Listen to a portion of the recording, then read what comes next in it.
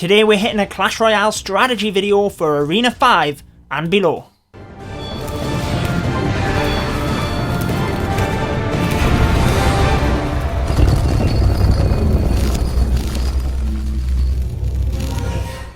What is going on, guys? Judo Sloth here, and today I wanted to share with you my battle deck, which I believe is one of the best decks for Arena 5 and below. Now, I have took this deck higher, but I definitely struggled with it a bit more once I got past Spell Valley. So going over the deck, and then we'll show you some replays. Starting out, we have the Knight.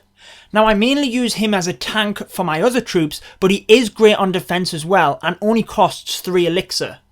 Now, for my smaller army troops, I do have the minions as a flying troop and the spear goblins as a ground troop, but obviously the spear goblins can hit air troops as well. Ensuring that we have splash damage in the deck, we have the bomber, and then the prince card I mainly use for flanking down the opposite side if I have a bit of a push going on one side, just to complicate things for my opponent.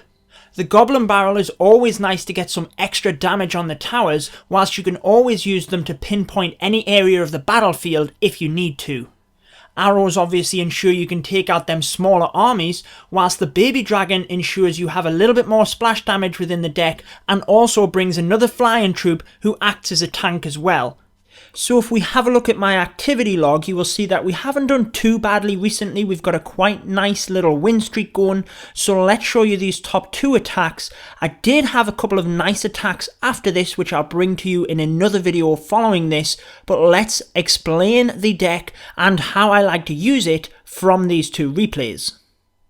Now, when I start out a battle, I never like my elixir to go to 10, so as soon as I'm about to hit maximum elixir, I normally put my knight out right at the back if I have him. Obviously this one I didn't, so I used the little bomber, and then you can often place a tankier troop up ahead of him once the bomber has made his way forward, and sometimes you can get a couple of free elixir just from doing this. So by having the knight out in front, he's protecting the little bomber who does splash damage on all of them ground troops that my opponent tries to use to defend. Now obviously he did bring a baby dragon in, so I needed some air troops in to take that down. That's why I had the minions and then the baby dragon of my own in order to help with splash damage as well. You'll also notice at the end that if I have a lot of troops right on the tower and I have a decent amount of tankage, I often throw a goblin barrel over there. I did get some extra damage from that, but a nice use of the fireball from my opponent meant that I didn't quite get as much damage from that as you can. Now I know we kind of missed it, but I have made sure to have some cheaper troops within the deck, and you'll see that they were great for defending, and then often you have a lot of troops left over that you can then reinforce with an offensive push yourself. So basically it's getting a nice balance within your deck with troops you can use to defend and then also make a push to take down the enemy towers. So skipping forward a bit, we did manage to get a nice little bit damage on the left hand side tower with our prince, and that is exactly why I have him in the deck. So as a lot of the action was going on the right hand side tower, my opponent was using all of his elixir to try and defend that. I snuck the prince in on the left in order to get a bit cheap damage on that side. Because I will say, maybe it's my playstyle, but I do get a lot of 2 crown victories with this deck. I have got 3 crowns before, but it is few and far between. So having the prince to help get some cheap damage on the opposite side can often lead you to victory. So we have managed to get a little bit more damage on that tower using the baby dragon and the minions, and that's another nice little combo that I have within the deck. Right now we're just trying to sparingly put our troops in order to defend on this left hand side, and then because we have our tower helping out as well, we are going to come out on top for this little confrontation. We have the prince moving forward. I'm going to reinforce that with a goblin barrel in order to take out that left hand side tower. That puts us 2 crowns up, and with only 15 seconds left, it is looking pretty good for this battle. So now we can just have a bit of fun, place some troops all over the map, but I hope that showed you a couple of nice combos to use within the deck. I will show you another replay, and like I say, I did have a couple of battles after this which I recorded, so I'll bring you them in another video shortly to hopefully highlight this deck a little bit more to you, but I have been having a lot of success with it. I have tweaked it here and there, but I think I now do have a good balance within it, and I have tried other decks I've seen on the internet for around about this level, but I feel they don't really compare to this. Maybe it's because I've used this deck more and I've tweaked it myself. It suits my playstyle, so please do take that into account when you're watching this video. But I do like to share my strategies with you, and I will bring you a lot more deck strategies in the future. So moving on to the next battle, unfortunately is another level 6, but it all depends on who you're up against and what cards they have. The next 2 battles I had were level 7, so I will bring you that, but honestly I hope this just highlights the deck to you, so let's get into it. So on this one I did have the knight first, so I put him on the right hand side just so I wasn't wasting elixir, and then I did put the baby dragon and minions on the left to take out them barbarians, with them being ground troops. Had the little bomber to do splash damage as well, and then the arrows there that you will see I used, that's probably the main card that I used to defend against, is the minion horde. So you will see that the knight kind of was a waste, but not to worry, we did get a little bit of damage on the left.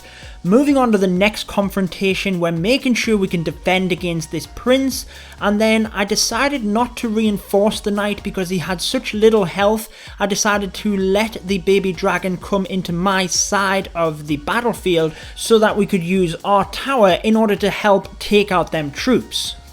So as we move forward, the minions are going to fade out, but that dragon does have a decent amount of health. The barbarians, not a great card to defend against that, so I throw the goblin barrel over whilst that tower is occupied on the dragon in order to get a nice little bit damage on it.